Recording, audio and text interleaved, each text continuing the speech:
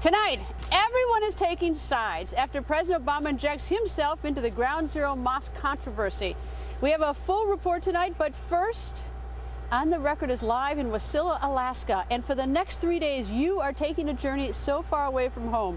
Former Alaska Governor Sarah Palin and her husband Todd are taking us deep into Alaska for the inside story about oil drilling in the United States. Now, since the BP oil disaster, there is more attention than ever on energy and oil drilling. But the next 3 nights, you get the real story about the 1002 area of Anwar, a sliver of land that has become the focus of the drilling debate and could hold enormous amounts of oil. So we flew over Anwar, and how far are we from Anwar now? We're just about 10 miles west of Anwar. It's on the other side of the Canyon River over here.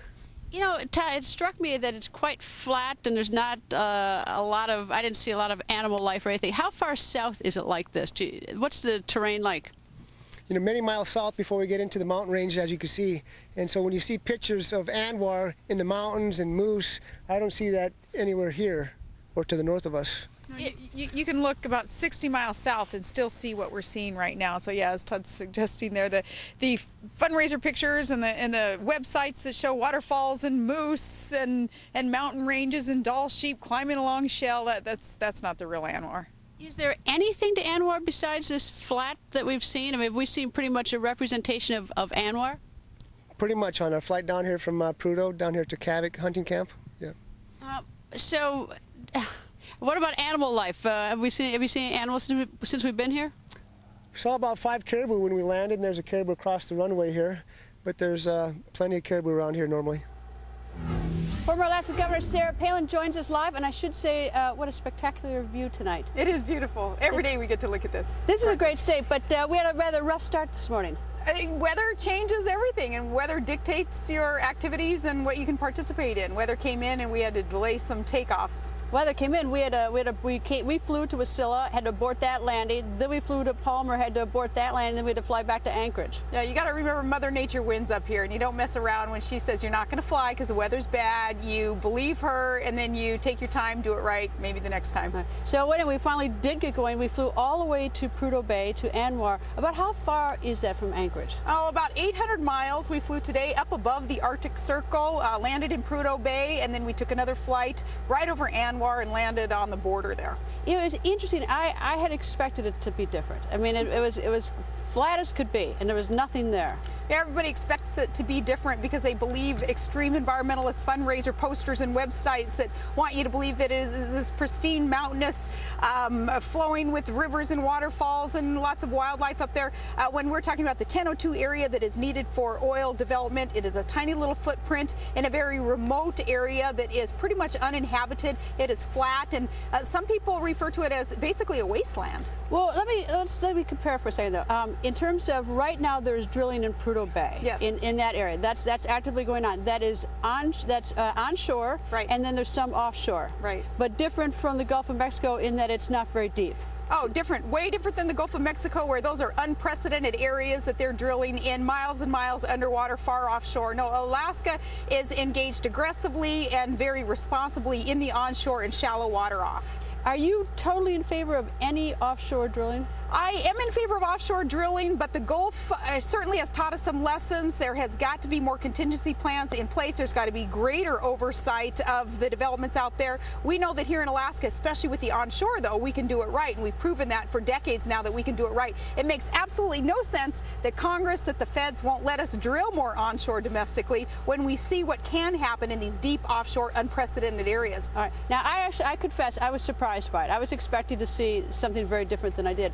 But I'm curious, is anyone in the congressional delegation or senators or members of Congress from Alaska in the last 5, 10, 15, 20 years from Alaska, Democrat, Republican, opposed to drilling in Anwar? No, our congressional delegates have been very much in favor of it. However, those that have represented the Democrat Party, and one of our senators does represent the Democrat Party today, isn't getting anywhere because his Democrat colleagues will have nothing to do with the safe, responsible domestic drilling that can take place in Alaska. But he's in favor of it? He is in favor of it. All right. Now, in terms of those who are opposed to it in Congress, let me back up a second. Have you seen any others from other states been up here and taken a look at it? Yes, House Speaker Boehner has been up here, Michelle Bachmann. Quite a few of the Republicans have come up here wanting to see for themselves so they can make decisions that aren't based on politics, but are based on the science involved in drilling. They've been up here. All right, because it makes a difference to me seeing it. And so I think whether someone's for it or against it who makes the decisions in Congress, it certainly would help if someone come up and just take a look at it. Absolutely. I mean, you make your informed decisions when you're there, you're on the ground, you're actually seeing what it is that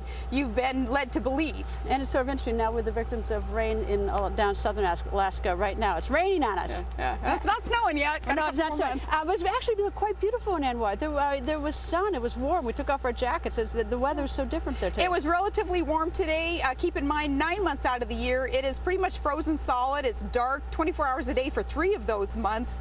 It's just bathed in pure white snow and ice for 9 months out of the year. How much oil is in Anwar? Do we know?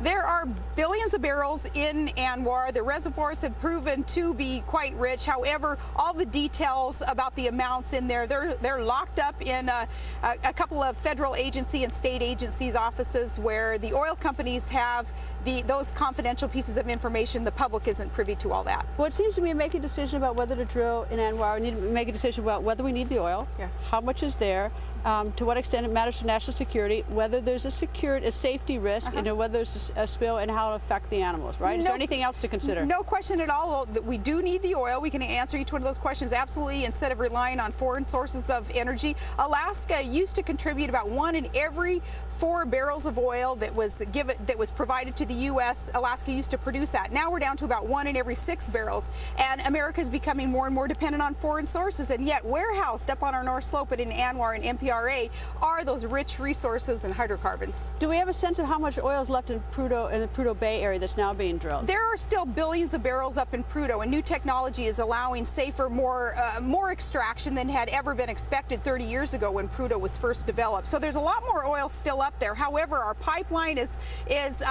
diminishing in amount of that flow that's going to the rest of the U.S. We need more oil in there. The only way we do that is for the feds to allow some unlocking of the lands that they have chosen to lock up. Unless the oil companies aren't drilling and somehow withholding on the amount of oil that's going through, which of course affects the supply, which affects the price, and which affects the bottom line for corporations. And that's always the great political debate, is whether the oil companies, the big oil companies, are warehousing the resource or not. Well, what we've done here in Alaska is trying to hold them accountable, saying if you hold leases up here, you must develop those leases, and if you can't, if you don't want to, then we're going to go out there and rebid. That's why we took Exxon to court, and that's why in my administration we essentially played hardball with big oil to get them to produce. All right, so what should make us trust oil companies? I mean, not to say that they're bad or horrible people, but their interest is in making money, making profits, corporation, and you've got MMS, which is the Department of Interior's division, which is supposed to police them, which has now been redesigned and renamed.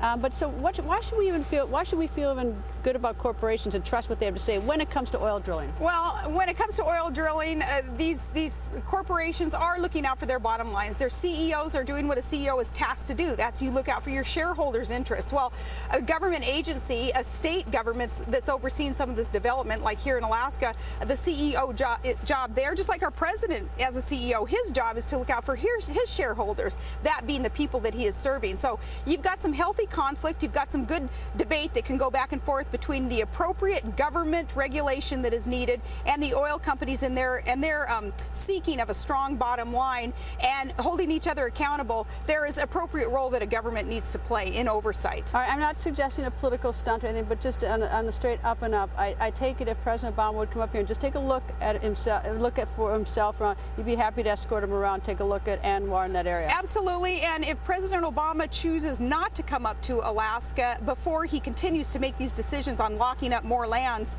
in America, not just Alaska, I will be even more disappointed in him and his administration, along with a whole lot of other Americans expressing our disappointment that he will not at least make the effort to come up here. So yeah, we want him to come up here and see it. All right, and we're gonna show the viewers a lot of the video from our trip. We're gonna go down to Valdez as well as where the pipeline empties out. We're gonna do that tomorrow, but we're gonna talk. They're gonna hear about things about whether or not the pipe is corroding and all sorts of the other interesting aspects of this, because it certainly has a lot to do with national security. Hugely has to do with national security, jobs, and economic stability for our nation. All right, if you'll just stand by for a moment, we have much more with Governor Palin. We are live in Wasilla, Alaska, and that's all coming up. Next, Governor Palin goes on the record about the exploding Ground Zero mosque controversy. Did President Obama divide the country, or is he showing strong leadership? Governor Palin next. And where is Senator